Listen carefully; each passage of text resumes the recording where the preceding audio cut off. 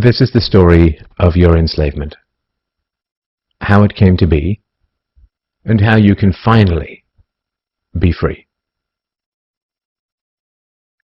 Like all animals, human beings want to dominate and exploit the resources around them.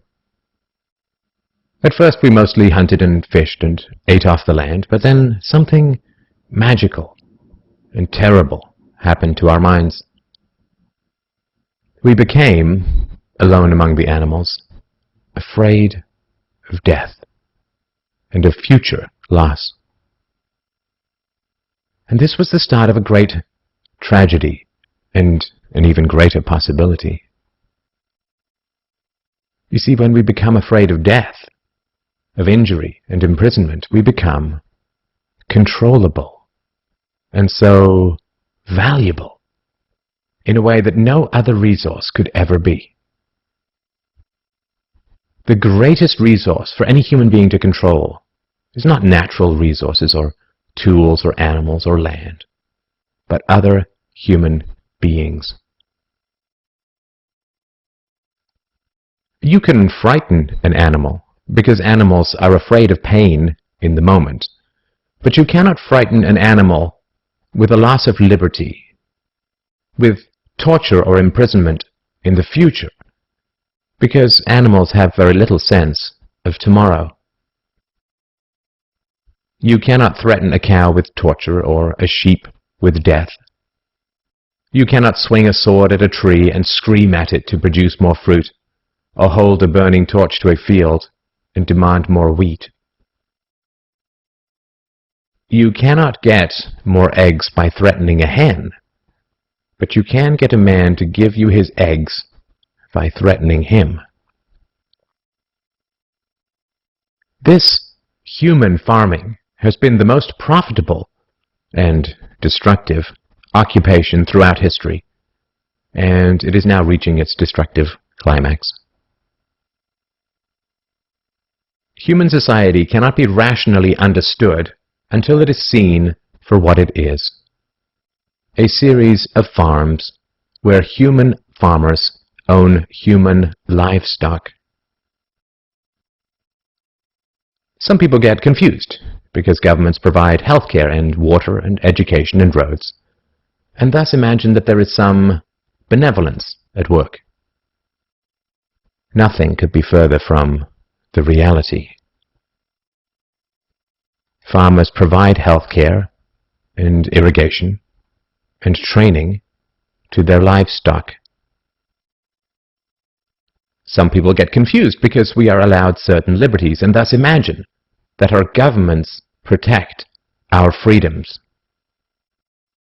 But farmers plant their crops a certain distance apart to increase their yields, and will allow certain animals larger stalls or fields if it means they will produce more meat and milk.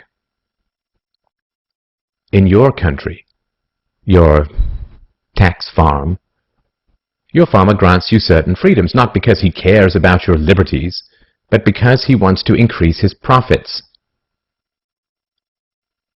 Are you beginning to see the nature of the cage you were born into? There have been 4 major phases of human farming.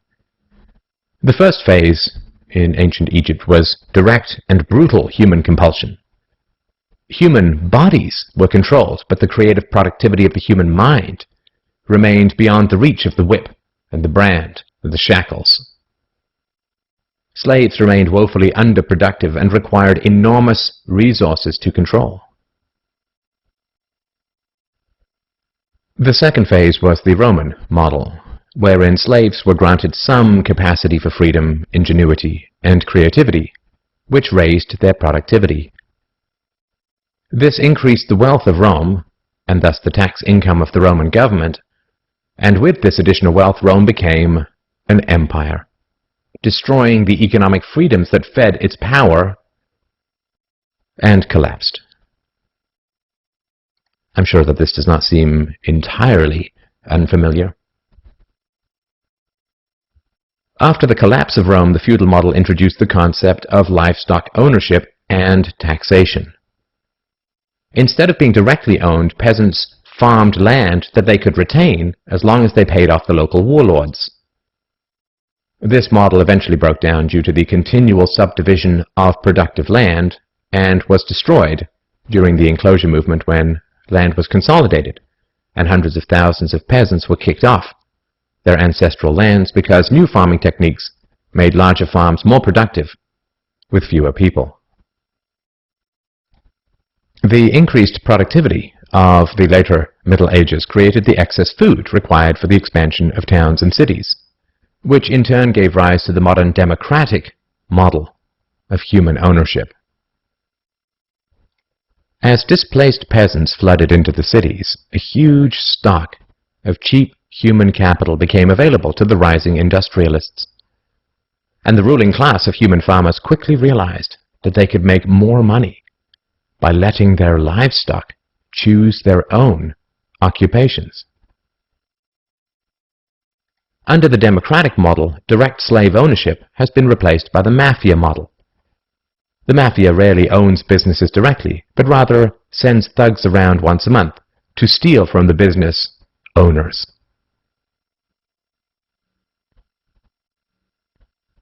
You are now allowed to choose your own occupation, which raises your productivity, and thus the taxes you can pay to your masters. Value this time in your life, kids, because this is the time in your life when you still have your choices. And it goes by so fast. When you're a teenager, you think you can do anything, and you do. Your 20s are a blur. 30s, you raise your family, you make a little money, and you think to yourself, what happened to my 20s? 40s, you grow a little pot belly, you grow another chin. The music starts to get too loud. One of your old girlfriends from high school becomes a grandmother. 50s, you have a minor surgery. You'll call it a procedure, but it's a surgery. 60s, you'll have a major surgery. The music is still loud, but it doesn't matter because you can't hear it anyway. The 70s, you and the wife retire to Fort Lauderdale. Start eating dinner at 2 o'clock in the afternoon. You have lunch around 10, breakfast the night before. Spend most of your time wandering around malls looking for the ultimate soft yogurt and muttering, how come the kids don't call? How come the kids don't call? The 80s, you'll have a major stroke. You end up battling with some Jamaican nurse who your wife can't stand, but who you call Mama. Any questions? Your few freedoms are preserved because they are profitable to your owners.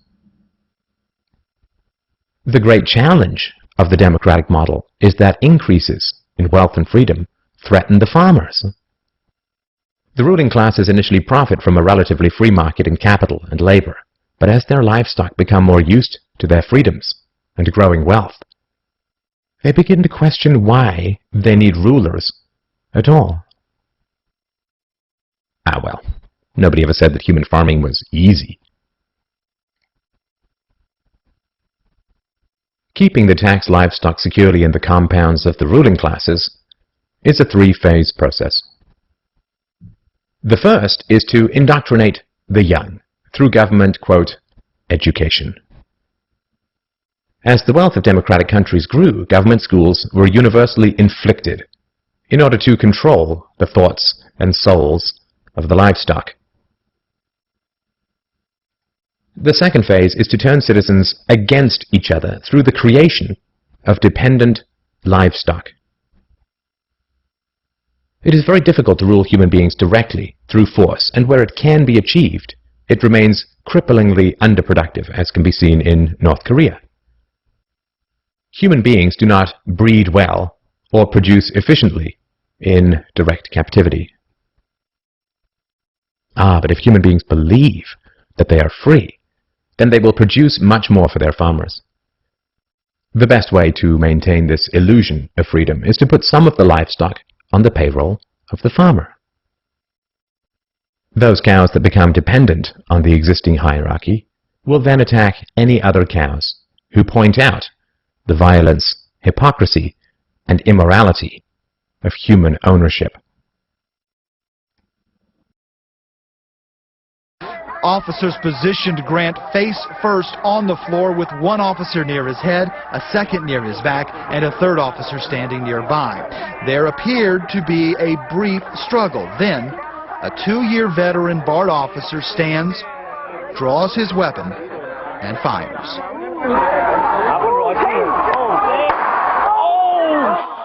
Freedom is slavery, and slavery is freedom. If you can get the cows to attack each other whenever anybody brings up the reality of their situation, then you don't have to spend nearly as much controlling them directly. Those cows who become dependent upon the stolen largesse of the farmer will violently oppose any questioning of the virtue of human ownership, and the intellectual and artistic classes, always and forever dependent upon the farmers, will say to anyone who demands freedom from ownership, "You will harm your fellow cows." The livestock are thus kept enclosed by shifting the moral responsibility for the destructiveness of the violent system to those who demand real freedom. The third phase is to invent continual external threats so that the frightened livestock cling to the protection of the farmers.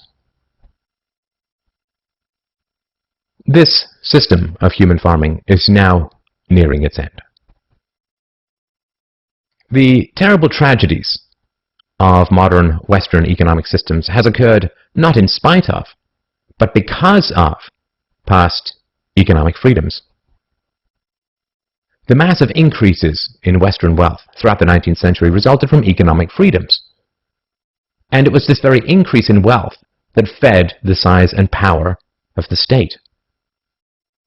Whenever the livestock become exponentially more productive, you get a corresponding increase in the number of farmers and their dependents. The growth of the state is always proportional to the preceding economic freedoms. Economic freedoms create wealth, and the wealth attracts more thieves and political parasites, whose greed then destroys the economic freedoms. In other words, freedom metastasizes the cancer of the state. The government that starts off the smallest will always end up the largest. This is why there can be no viable and sustainable alternative to a truly free and peaceful society. A society without political rulers, without human ownership, without the violence of taxation and statism. To be truly free is both very easy and very hard. We avoid the horror of our enslavement because it is so painful to see it directly.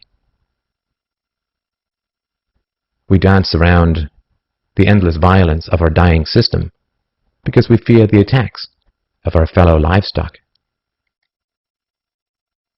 But we can only be kept in the cages we refuse to see. Wake up. To see the farm is to leave it.